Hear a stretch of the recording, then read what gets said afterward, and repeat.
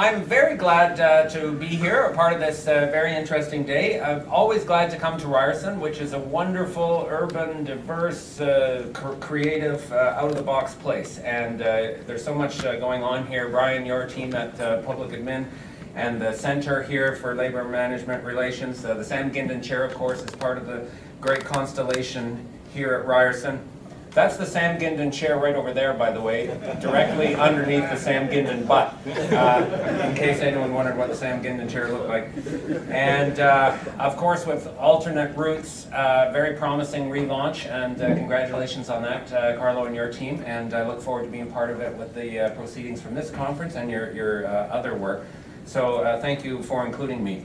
Now we're going to have to figure out the mechanics here.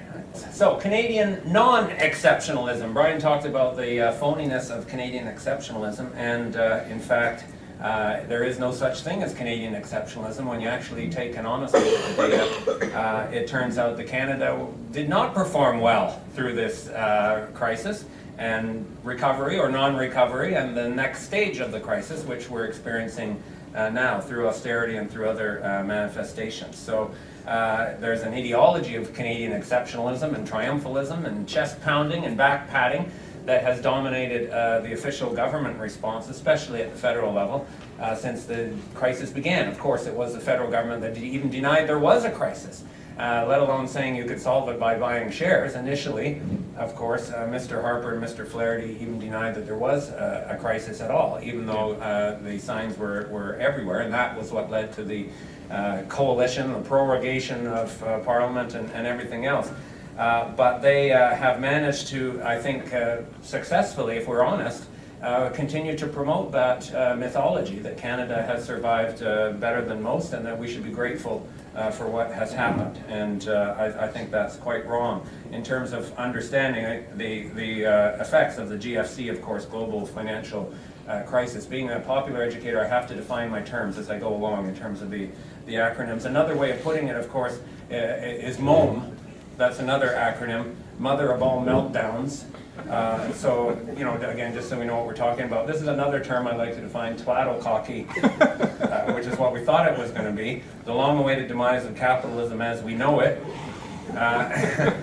Unfortunately, it didn't turn out that way, did it? That's kind of how it felt initially as the crisis was occurring, but in true shock doctrine style, for those who've read Naomi's great book, the powers that be have actually seized on the moment of crisis, even though it was clearly the result of policies and structures that they had advocated, and have used it to reinforce their power and reinforce the structures of the system.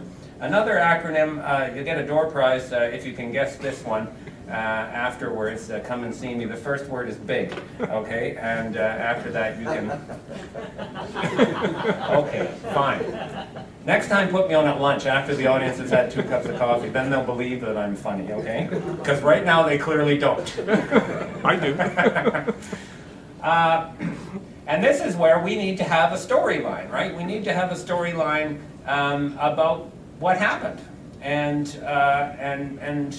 promote as starters. I mean, the slogan is educate, organize, mobilize. So we've got to start on the educate front in terms of talking to our constituencies, our members, our friends about what happened and where the crises came from. Because there is this mentality, again, that's deliberately promoted, a mythology that this crisis was just a negative, random, unfortunate event. You know, kind of like a comet hurtling towards Earth, you know, that the scientists of the world are powerless to prevent. And this idea that, you know, now they will acknowledge, initially they didn't, but now they will acknowledge that, to use the technical term, the shit hit the fan, right? That, again, to define terms, shit hit the fan means asset portfolio dramatically underperformed analyst expectations. Okay, just to keep it as we go. Thank you. Thank you for that. You get a beer afterwards. Okay. Stephen gets a beer from me after that for a good hearty chuckle. And this idea that it's just a random negative event that occurred is promoted because it's going to promote the response that therefore we all have to pull together to address the crisis. We all have to do our bit. We all have to tighten our belts. We all have to have skin in the game, which is McGinty's current slogan. And that assumption or view that the crisis was a random negative event is quite wrong.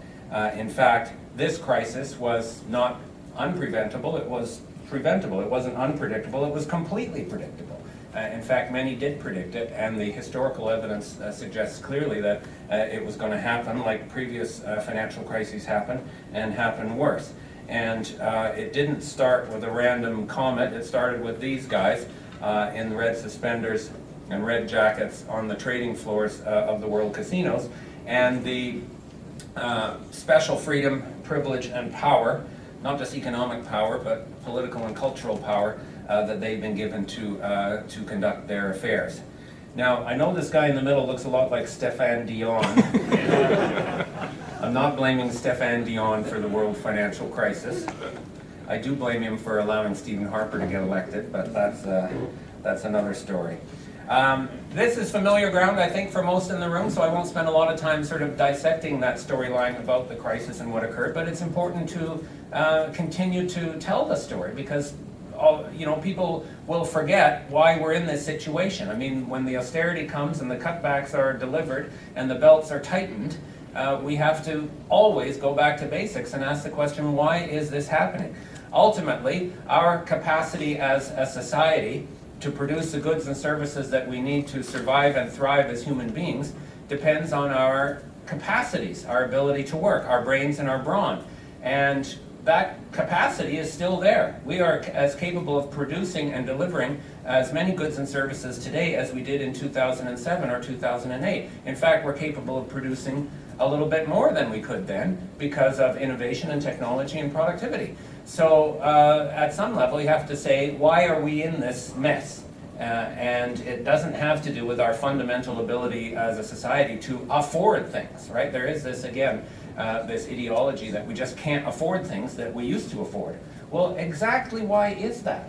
The things that we used to afford, we paid for through the work that we do to produce goods and services, and we can do that more today than we could then. So what exactly is the story? How do we end up with this hangover here? The storyline, of course, is familiar. It was the rise and fall, the inflation and collapse of another speculative bubble, another one, similar in essence, but not in degree, to the crises that have roiled global financial capitalism from the beginning. You can even go back to the Dutch tulip crisis in the 15th century, although when you get credit money, right, instead of gold money, and when you have global financial markets instead of national or local ones, and when you have instantaneous communications and trading over computers rather than slower old-fashioned ways, then the crises are faster, wider, and more destructive.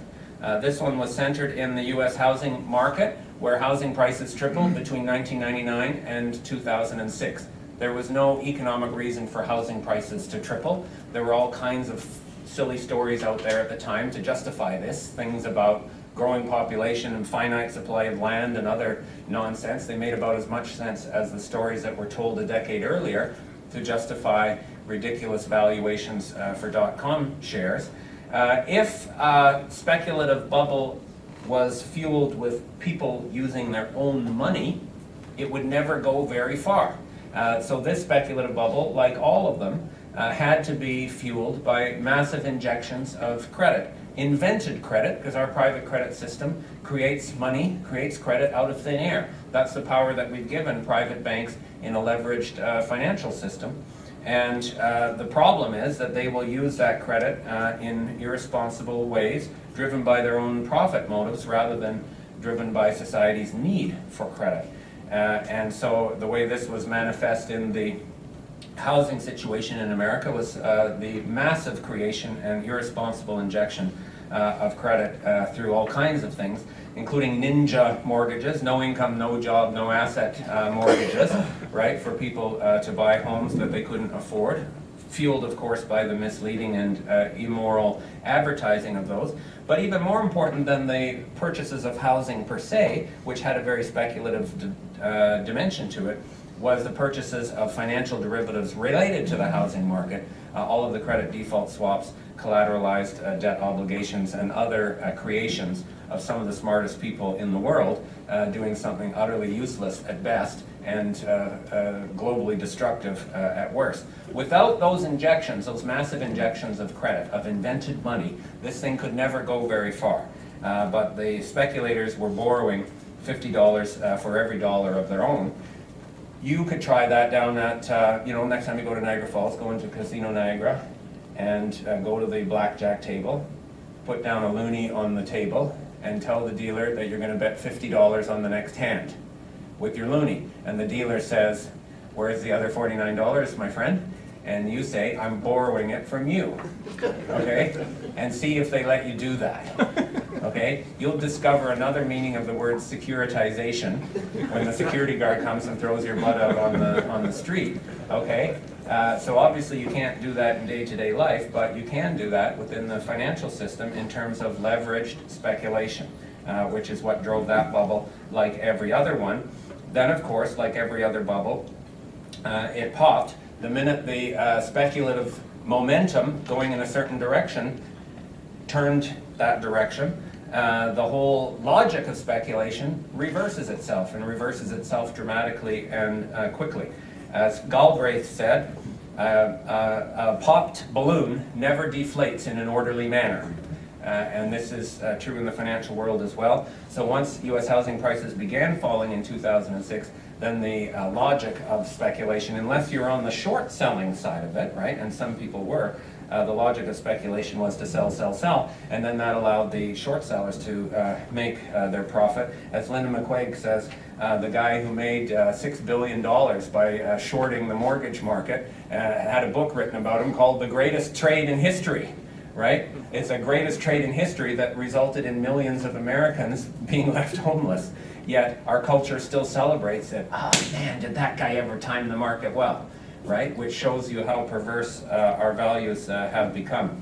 The speculators went broke. The banks that lent to the speculators went broke. The banks that lent to the banks that lent to the speculators went broke. And the end result was a recession. Globalization of the financial system made it obviously far, far worse. In fact, the recession of 2008-2009 is the first time since the end of World War II that global GDP declined.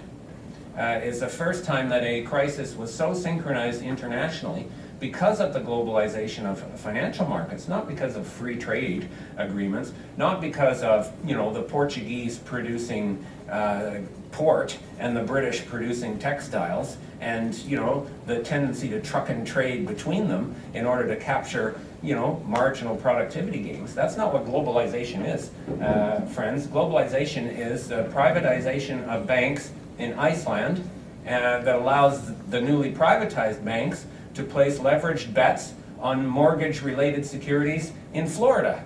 That's what globalization is. It has nothing to do with trading textiles for port. And that's why Iceland collapsed as a result of a downturn in the U.S. housing market. Where is the logic and the rationality in that? It isn't there. But because of that, we ended up in a global calamity, including Canada, where our financial system was not as unstable because in part because our rules are incrementally better, our regulations are incrementally stronger. Also, our banks are considerably more concentrated, stable, and profitable, so our banks never felt the need to jump in with both feet as aggressively as other banks in the world did. Also, our banks are protected against foreign takeovers. What a concept. Okay, we have rules in Canada that prevent any major Canadian banks from being taken over by foreign investors. I remember debating on one of those TV panels, Patty Croft, who was the economist at RBC, and I was making some, far-fetched Bolshevik argument in favor of Canadian content rules in procurement, and she says, "That's protectionism. We can't have protectionism." And she's from a Canadian bank, which is like the most protected, privileged sector of Canadian society in history. If we didn't have those protections for Canadian banks, at least 2 and maybe more of the major Canadian banks would have been bought out during the inflating period of the bubble, when someone in America or somewhere else could have paid an enormous premium for those shares in order to integrate them into this unfounded bubble. So protectionism saved our financial butts as well. It was not prudent fiscal management by the federal government that explains why our banks didn't collapse. It was other more historical and structural factors. Now we're in a new phase of the same crisis, I think, which is the delayed reaction on the part of policymakers shifting towards a very deep austerity in many parts of the world. And Canada, as Brian mentioned at the outset, and as we'll discuss, is part of that. And this is governments forcibly adjusting their fiscal policy to the negative chronic conditions that are still lingering, that chronic hangover that is lingering from a crisis that originated in the behavior of unregulated, profit-seeking private markets. That's where this crisis started. It had nothing to do with how much we pay a garbage collector to collect the garbage. Okay? It started with those guys on the trading floors and the bets that they placed and the way that we allow them to place bets. Now we're in an economic recovery, of course. In fact, it's almost 3 years, believe it or not, 3 years since the recovery was officially declared in Canada by Mark Carney, Governor of the Bank of Canada, in July 2009. And when he said, good news, folks, the recession's over, the recovery is on, because real GDP had stopped contracting for 2 consecutive quarters and was now again growing. The problem is it sure doesn't feel like a recovery in most parts of society, at least not yet. Here's a cartoon. Our job seeker there will work for cheap, but he's giving up because there's no jobs out there. And here's our demented statistician from Statistics Canada. I mean, folks, look at the technical detail in this illustration. Okay, look at his glasses, thick lenses, pocket protector. Okay, I mean, we're going full nerd value here. His clipboard. He says, congratulations, you're no longer officially unemployed because you gave up looking. Okay, and that, of course, is the irony. Unless you pass the statistician's hurdle for actively seeking work, then you're not considered to be in the labor market, therefore you can't be unemployed. And that is a major reason that our unemployment rate is only 7.5%. Only 7.5%. That's about 1.5 million officially unemployed. But when you start adding up the people who've disappeared from the labor market because labor force participation has declined, people who are working part-time jobs but want and need full-time jobs, people who are waiting for a job to start, the true unemployment rate is, unemployment level is way over 2 million, something like 12%. Well, in double digits anyways. Any reasonable estimate of the slackness in our labor market would have to settle on that double-digit range. Yet companies still complain of a shortage of labor. Have you noticed that? There's still a shortage of labor. Why is there a shortage of labor? Because when they post an ad for a very specialized position, they didn't get 75 resumes the next morning with exactly that set of skills. Okay, and that constitutes a labor shortage. Therefore, we need temporary foreign migrants to come. If you actually look at the issue of who's working in society rather than who's officially seeking work, then there's been no improvement in our labor market since the summer of 2010. The recovery was officially declared in the summer of 2009. For a year, fueled mostly by extreme government spending, there was an improvement in labor market outcomes, and an improvement in incomes, and an improvement in GDP. After a year, that kind of hit the wall. So there was a burst of recovery, but it didn't go further than that. And internationally, our performance has not been exceptional at all. In fact, it's been downright mediocre. This is a graph that I think tells a much more accurate story of what's happened to our labor market in the crisis and partial, incomplete, mediocre recovery. A much more accurate story than the unemployment rate. This is the employment rate, which doesn't ask whether you're actively seeking work or not. It asks, are you working or not? Now, this is just the quantity of jobs, so even this measure isn't going to capture the deterioration in the quality of work in terms of the increased incidence of part-time work contract or temporary or other forms of precarious work. This is just whether you're working or not. So I'd say this is a bit on the optimistic side. I think the true picture is worse than this. This is the proportion of the working age population over 15 by Canada's definition that's in a job. And it fell off a cliff there with the crisis. That decline by 2.5 points of the working age population was the fastest decline in any recession since the 30s. So in its initial stages anyways, this was looked like the worst downturn since the 30s. It reached bottom in the summer of 2009 when the recovery was officially declared. And then there was a bit of recovery for a year, but then since the summer of 2010 there's been no recovery at all. So in the original decline, 2.5 points in the employment rate, we have regained less than 1/6 of that. Okay, so when the government says, as they often do, our labor market has fully recovered, we're back to where we were before the recession, they're absolutely lying. When they say that, what they're saying is that the number of jobs in Canada has reached the level that it was before the recession. But they obviously think that we're idiots to make a claim like that, because the reality is Canada's population grows by something close to 1.5 percentage points per year, which means you can't just have the same number of jobs you had in September 2008, right? You have to have jobs to make up for the people who joined the labor force or joined the working age population anyway since then. And by that measure, the recovery is minuscule. In fact, in financial analysis, there's a term for a graph like this. I apologize in advance to the animal lovers in the audience. It's called the dead cat bounce. Okay? You throw the cat off the balcony, it hits the ground, it bounces a bit, but it's still dead. Okay? And the employment picture in Canada's labor market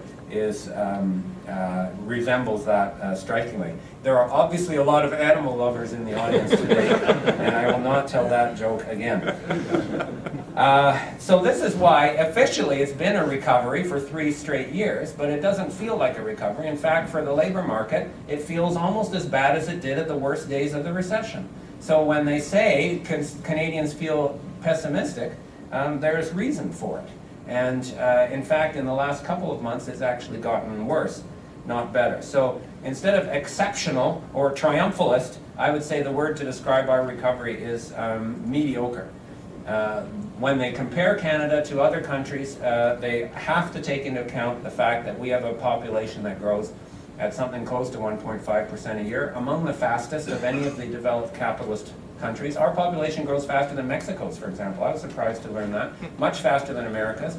And then compare it to countries like Germany or Japan, where there's no population growth at all. So when you're going to compare absolute measures of number of people working or GDP or whatever, you obviously have to make an adjustment for population growth. And when you do that, our performance has been absolutely in the middle of the pack, not at the front of the pack at all, even though we had some advantages. We had some structural advantages going into this recession. We had the issue of a stronger financial industry and financial regulations that I mentioned. We've had the benefit of this resource sector and the commodities boom and so on. So we should have done better than average. At best, we did average. 17 out of 34 in terms of change in real per capita GDP through the crisis and since, and we're still underwater by that measure. 17 out of 33 OECD countries that report the change in the employment rate over that same period, and we're still well underwater on that measure. So it is true that we did better than some countries. We did better than the Americans, for sure, and we often compare ourselves that way. We did better than other countries that experienced actual bank failures. Canada experienced no bank failures, remember. And a bank failure is a devastating macroeconomic event because of what it does to purchasing power and confidence of both lenders and borrowers. But compared to countries which didn't have outright bank failures, we've actually lagged. There are many countries in the sample, Germany, Korea, Australia among them, that have performed much better than we did. So instead of patting ourselves on the back, as the federal government does continuously, saying we did so well, we should ask why we've done so badly. These are 2 tables that came from a report published by the Canadian Centre for Policy Alternatives a couple months ago that I wrote, called Canada's Incomplete Mediocre Recovery. A very neutral title for a report. I always believe in, making the titles as neutral as possible to keep the reader guessing as to what I'm actually trying to say in the report. And this is a list of the 34 countries in the OECD and the change in real per capita GDP from the pre-cycle, or the pre-recession annual peak, which was 2007, until the estimated number for the end of 2011. And Canada's right there. We're still 1.5 points basically lower than we were before, back in 2007. In fact, our real per capita GDP is lower than it was when Harper was elected in January 2006. So we've had now 6 years of prudent economic management, and our real per capita GDP is lower than it was when they came to power, which is a failure. So how they get away with being the prudent managers and this being their strong hand is beyond me. Yes, we've done better than Greece, where per capita GDP has fallen 14%, okay, in the same period. So take that one to the bank. In terms of the employment rate, there we are right in the middle again. 1.2 points lower than the annual average. That number is smaller than the decline you saw in my graph, because I was looking at a month-to-month series. This is an annual average because we didn't have monthly data for the full set. We're 1.2% below where we were for the annual in 2008. There are some countries which can genuinely be said to have fully recovered from the recession. Turkey, Germany, Israel, Poland, Luxembourg, Mexico, Korea.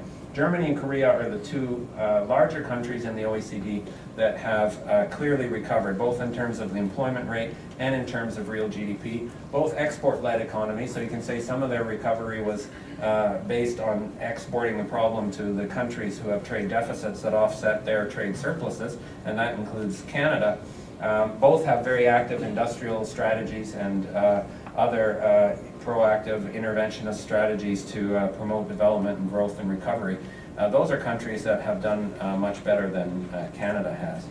Now we're in a stage where we're looking at austerity coming down the pike, and here too we have to remember and constantly remind our constituents and the public at large that the deficits have a story behind them, just as the crisis has a story behind them. It wasn't government overspending. It wasn't, we can't afford things that we used to pay for. As a society, remember, we can afford everything that we used to pay for and more, okay? Because our capacity as a society to produce and pay for those things is stronger than ever. Why did we get a deficit? Both federally and provincially, we had a balanced budget, actually small surpluses before the crisis hit. You automatically get a deficit during a time of recession because you get less tax revenue coming in, fewer people working, buying less stuff. You get more automatic expenditures going out for automatic programs like employment insurance, although those aren't nearly as strong as they used to be or should be. Proactive stimulus measures add to the deficit, where you're actually going to undertake discretionary new spending, as we did in Canada and elsewhere, in response to the recession. And then in some countries, you had the fiscal cost of bailing out failed banks. And that added enormously to the deficit in some places like Ireland, Iceland, the UK, and America. In Canada, we did bail out our banks. It's a total myth that we didn't. The banks were given access to $200 billion in emergency financial assistance from the federal government and its agencies, and it worked. They used a lot of that money, they survived, and they've paid back the money. So there was no direct fiscal cost to governments from it. I could say essentially the same thing about the bailout of GM and Chrysler as well, but that's still considered, rightly so, a bailout. And the bailout of the banks, likewise, should absolutely be considered a bailout. But because it worked, it has not added to the deficit in the way that it has in some other countries. The deficits created by the recession are still here because this recovery has been uniquely sluggish, slow, and painful. Normally, when you're in the recovery phase of the cycle, you should see GDP growing at 5% a year or more. On average, ours has been growing 2% a year since the recovery started, barely enough to make any difference, as you've seen in the labor market. And in that context, you don't get the fiscal kick from a recovery that you normally would. So now we've got governments backed strongly by conservatives in the business community and elsewhere, interest groups who always wanted smaller government, who always wanted these programs and entitlements to be rolled back, now saying this is the moment to fight for historic retrenchment in government spending and public service provision and provision of social security. And that's obviously being felt at every level of government, and the fights are occurring at every level of government. Here's some simple fiscal math, first-year math class here. Bad recession plus lousy recovery equals the deficit that we have. Had nothing to do with overspending. Remember, federally, provincially, municipally, all the budgets were balanced before the recession hit. So this claim that we've got a long-term overspending problem or we just can't afford things is absolute nonsense, and we have to confront it. Here's just Ontario's deficit. For 3 years, they ran surpluses before the recession hit, and then of course you've had large deficits since then. That deficit, A, was never as big as it was feared to get. In both 09-10 and 10-11, the government outperformed its initial target by about $5 billion a year. So the deficits were never as large as they were supposed to be, and they're shrinking rapidly, both provincially and federally, even though the recovery has been slower than it has been. We can prove, and this is again for the Ontario level, but the same argument would apply even stronger at the federal level, that the recession caused the deficit, not so-called overspending. Ontario's GDP today is about 8 to 10% lower than it would have been if we hadn't had the recession. If you had taken the pre-recession trend in per capita GDP and just carried it forward as if you were carrying on without a crisis, our GDP today would be 8 to 10% higher than it is. And we're not catching up to that trend. Again, with a recovery that's only 2% a year in growth, if that, right, we're giving up that foregone capacity forever. And that is going to impose an ongoing fiscal cost. If our GDP was where it could be, and that's a conservative estimate of where it could be, provincial revenues would be $10 billion higher than they are. On top of that, there's another thing that happens to revenues during a recession, which is the revenue share of GDP also declines a bit. It's not just that you have less GDP, you're actually collecting a bit less in taxes from that GDP because of unemployment, people falling into lower tax brackets, corporate profits being lower than they were, and so on. That's about 0.7% of GDP captured in that effect, which is another $5 billion in lost revenue. So, since I am a PhD in economics, I can tell you 10 billion plus 5 billion equals 15 billion. That's the foregone revenue by a very simple but pragmatic calculation. The provincial deficit today is $15 billion, so there's your deficit right there. Of course, the program spending side has contributed as well, but despite that, we could be balancing the books if we were producing what we're capable of producing. Debt service cost is one that is kind of interesting. The provincial debt service cost has not grown at all, even though the debt has grown a lot over the last 3 or 4 years. And that's because interest rates are so low. And the government is refinancing bonds that it issued in the 80s and 90s when interest rates were much higher. So they're actually getting savings on every bond that's reissued that offsets the new interest costs on the new debt that's added to the total. So the total interest bill for the province has not grown at all. The same is true federally. So we'll see how long that can last. Interest rates will come up eventually, but right now they are not hurting, they're actually helping. The reality is that it's ridiculous to claim that Canada and Ontario face some kind of debt crisis. Our debt, both federally and provincially, is low by historical standards, by international standards. The deficits at both levels were clearly cyclical. This is not an ongoing overspending issue. Interest rates are low and going to stay there.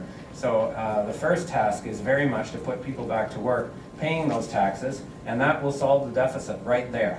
That's the challenge, is to put people back to work. Here's the debt ratio as a share of GDP. That's an appropriate way to measure it for Ontario. The blue line is the total net debt. This includes the debt for capital projects and infrastructure and so on, which doesn't fully show up in the province's annual deficit. The province uses accrual accounting now, which means capital is amortized over several years instead of being all expensed in 1 year. And that makes sense. So the actual deficit in the sense of 1 year's deficit after another in an accrual accounting method is the red line. And even with the recession and 2 years of big deficits, as a share of GDP, it's back to where it was a decade ago.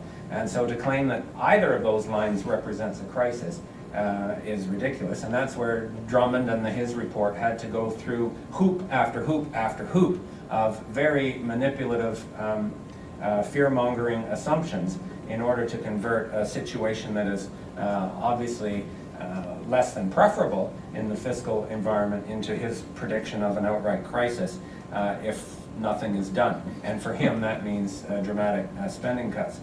There's kind of this animal farm theory of debt, right? 4 legs good, 2 legs bad out there. Here it's private debt good, public debt bad. And I'm always amused by the, you know, matter-of-fact slogans you hear from finance ministers saying, the average Canadian household knows full well it can only spend as much as it takes in, and as finance minister, I'm going to do the same thing at the level of the government. Well, thank God that's not how the average Canadian household actually behaves, right? If the average Canadian household was not taking on new debt up to the yin-yang, right, we'd be wearing barrels today, right? It is debt-financed consumption, and in theory, debt-financed investment that is what makes the private sector great, okay?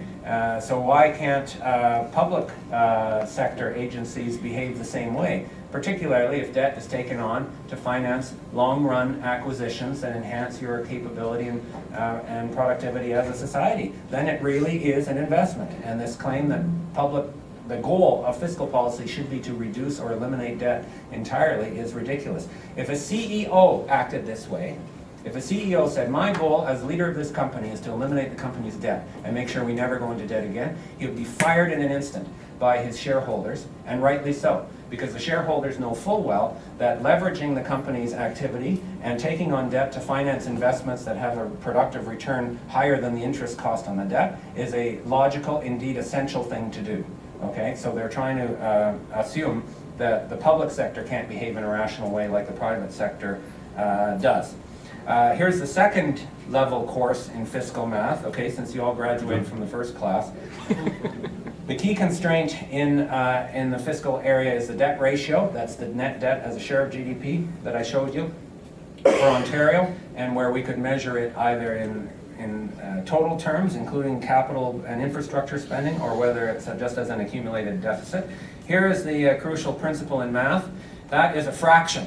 A fraction has a numerator and a denominator, okay? And to reduce the fraction, therefore, you have to either reduce the denominator, I failed my own class.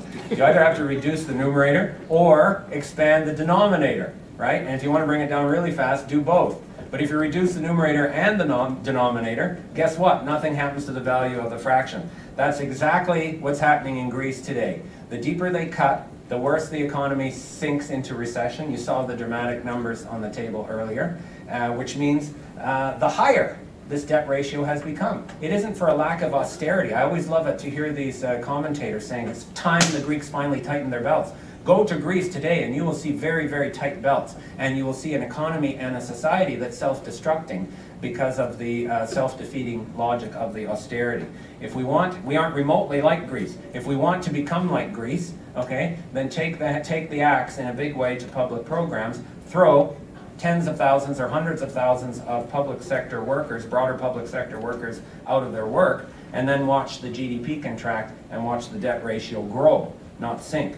If you want to really bring that down, grow the denominator, and in a normal recovery, that's exactly what happens. The crucial task, the challenge, is how do you get that recovery going? How do you get that denominator growing? How do you overcome the weakness of the recovery that we've seen so far?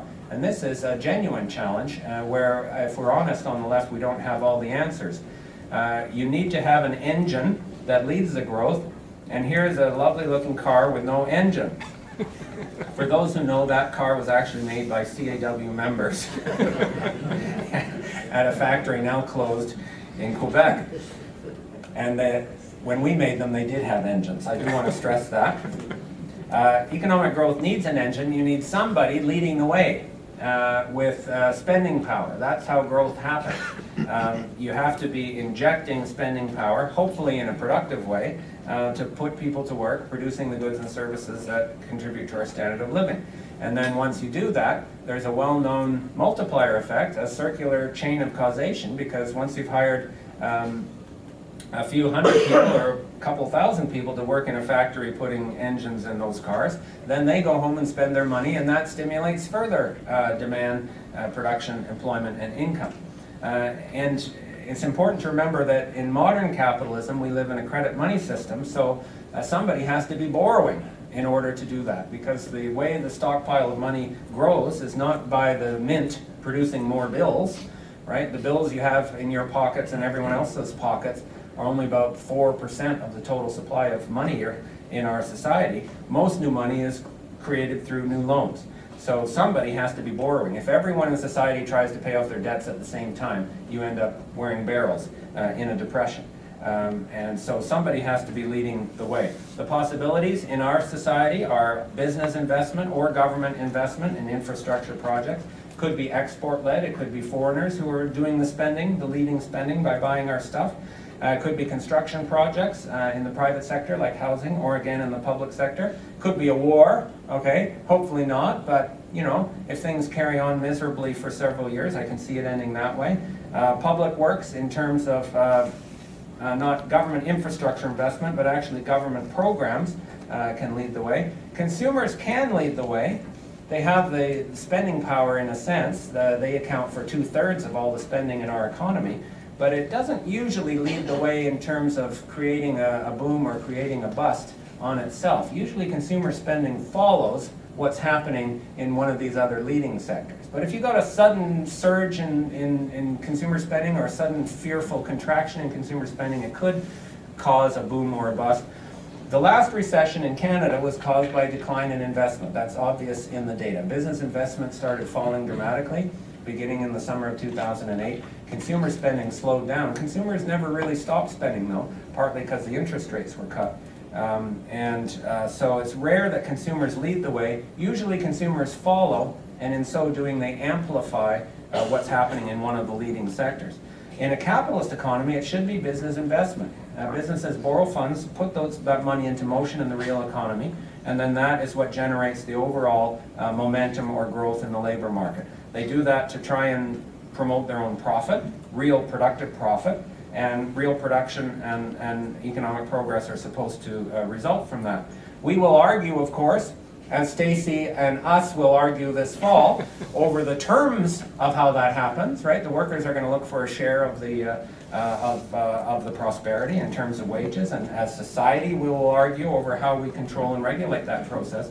But in capitalism, there should be no argument about what is a leading force of economic development. It is supposed to be private capital accumulation. The problem is that's not happening. In Canada and other advanced capitalist countries, businesses are investing way less than they should be in a recovery. They aren't even reinvesting the cash flow that they're getting from their current operations, let alone borrowing to expand the supply of total purchasing power in the economy and fuel economic growth. So then they're hoarding cash, they're accumulating cash, and then they inject it back into the financial system because they don't know what else to do with it. They literally have more money than they know what to do with among non-financial businesses.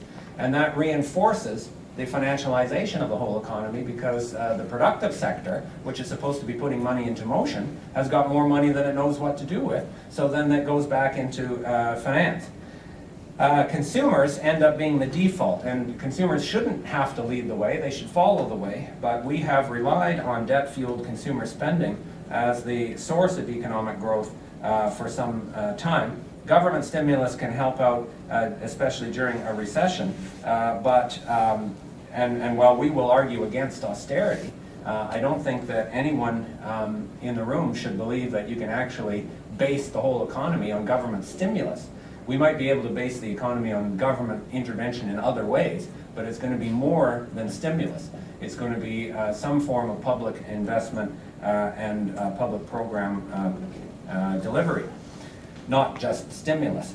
This shows the trend in GDP, this is nominal GDP, by domestic sector, by the three major domestic sectors of our economy, with an index set to 100 at the time of the crisis. And you can see that it was business investment that led the way down. There was a bit of pullback by consumer spending, but it started to grow again relatively quickly, and governments stepped up to the plate with all of those make-work projects and so on. Look now, though, in the last 2 quarters, government spending has actually started to decrease. This is capital spending and credit spending. So this is where you're going to see a fiscal drag, as it's called in economics, as governments pull back their spending. And that's going to make our recovery even weaker unless something dramatic happens on the other sides of the economy. Consumers are kind of tapped out, in case you haven't read. Their debt equals 150% of their income, so we can't expect too much from them. Businesses have taken 3 years to just get back to, well, actually almost 4 years, to get back to where they were before the recession hits. That's how slow and halting the recovery in business investment spending has been, and this is nominal. So in real terms, it's even worse. This graph shows the result. Businesses are taking in more cash flow than they're actually spending. Their investment has been so weak. So they're actually building up this stockpile of cash. They're actually hoarding cash. We all hear about Apple's cash hoard in America, but it's common everywhere, including among Canadian non-financial corporations. So the goal of a non-financial corporation is not to build up a stockpile of money, right? The goal of a non-financial corporation is to take money and put it into motion in the real economy, and that isn't happening. So we've had basically a year's plateau during the crisis, okay, where they broke even in terms of cash, and then once the recovery started, they went back to hoarding cash. So since the crisis, Canadian non-financial businesses have accumulated $150 billion in idle cash, okay? And that is more than than the federal government accumulated in new debt, okay? So the government is spending madly, okay, to try and keep the economy going, but on a net basis, everything they inject is pulled out by corporations that aren't doing the job they're supposed to do under capitalism. And that is what I would say is a sort of a deeper structural problem that's beyond just this issue of crisis and stimulus. Profit-driven private capital accumulation, which is supposed to be the engine of growth under capitalism, is not generating enough work, enough income, enough growth to utilize our capacities. And the long-run consequences of that include labor market weakness, lousy performance, as we all know, in terms of innovation, technology, productivity in Canada, excessive financialization, and a side effect, chronic deficit problems in the public sector until we can find ways to restart the engine of the system or else put a new engine in the car. Canada is not alone in that. Other advanced capitalist countries are facing similar issues. China and Brazil are not, okay? And other countries with rapid accumulation where capitalists are doing the job historically that they are supposed to do are growing dynamically. But in terms of our response to the problem, apart from challenging the mythology of Canadian exceptionalism, apart from pushing back against knee-jerk austerity as a solution, we also need to think bigger about that structural problem and what our answer would be. How do we get people back to work? Because otherwise the deficits and the other consequences of stagnation will be there when the traditional engine of growth is not working. And this is where I think we need some thinking. We need some concrete, practical development of ideas from progressives about how to respond to that. Obviously, avoiding shooting yourself in the foot is a good place to start. So avoiding the self-defeating austerity that's being proposed, recognizing that the creation of jobs in the broader public sector to deliver useful concrete services is a good thing, not a bad thing. It can actually be a source of growth. The healthcare industry in Ontario has created 80,000 jobs since the trough of the recession, far more than any other sector in our economy. So why isn't that seen as actually a positive? You know, those aren't all good jobs, but many of them are good jobs, and there's lots of money pumped into the economy as a result. We need a range of other ideas, though, in terms of recognizing the structural weakness of private capital accumulation today and putting out ideas for what to do about it. In terms of capital and infrastructure spending, targeted sector strategies like the Germans and Koreans have used successfully. Other ways of putting money into motion, channeling investment into the economy that sidestep the failure of private non-financial corporations to do that. there's an interesting idea that's been put out by Robert Shiller, who's actually a mainstream economist in America, but has recognized the problems caused by the weakness of private business investment. And he's proposed, he is not a socialist, he's at pains to suggest, he's proposed that government use its balance sheet power, its financial power.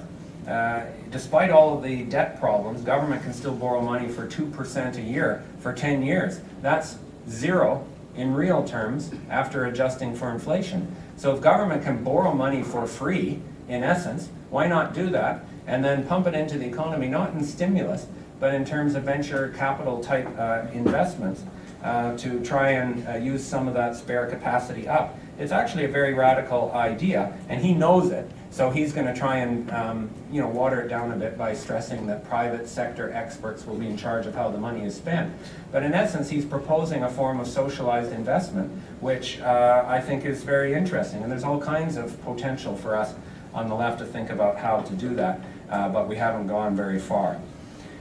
So that's a to-do task that maybe the journal can help with as a follow-up to this conference. We'll have a special issue on social investment. What does it mean in the post-crisis era or something like that? Broadly speaking, to wrap up, I think we need to first of all, as I said at the outset, have a good storyline about where this crisis came from. It was not caused, strangely as it seems, by unionized garbage collectors. Or by other unionized public sector workers. It was caused by the financial sector. It wasn't random. It will happen again. In fact, it will happen sooner rather than later. We should put the focus of discussion and ideology back on real work and production, reminding people that we can produce goods and services better than we ever could. We can afford, as society, anything we could afford in the past and more. Okay, so that idea that we can't afford stuff anymore is empirically, concretely, economically false, and we should say so. We have to push back on their attempts to make us pay for a crisis we didn't create, and fight for an alternative economic vision to put production ahead of finance. We had another crisis that lasted for years with a non-recovery in the 1930s. You had headlines in like 1931, 1932 that looked a lot like the headlines of 2011, 2012, saying things like, consumer confidence showing a rebound, or, investor confidence seemingly picks up. But of course it was a decade. And what solved it in the end was, obviously, a war. More specifically, a massive injection of debt-fueled spending power on a social priority that people in society decided had to be done no matter how much it cost. Okay?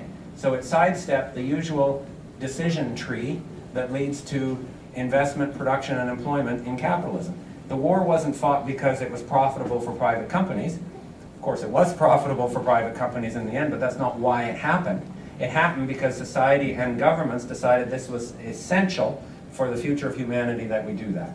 So if we could do that then, let's do it again, okay? Let's declare war on climate change and poverty, okay? We'll do things that are essential to do for the sake of humanity, and climate change, I don't think that's an exaggeration, and we'll put huge resources into doing it, and our standard of living will be better off at the end of it because we put people back to work. Just as the standard of living of an average person in 1945 was better than it was in 1939. Not if you were one of the soldiers, I hasten to point out, okay, but everyone else, their standard of living in terms of income, life expectancy, health indicators went up when we went into a war, which is utterly perverse. But that's how it happened because we found a social criteria to mobilize resources and put people to work doing something essential. And if we use that guiding principle, we can do it again, but in a constructive way rather than a destructive way. And that's where I think there's still an opportunity for us to challenge what's going on. So with that, I thank you for your attention, for your feeble laughs at my feeble jokes, and I look forward to our discussions. Thank you very much.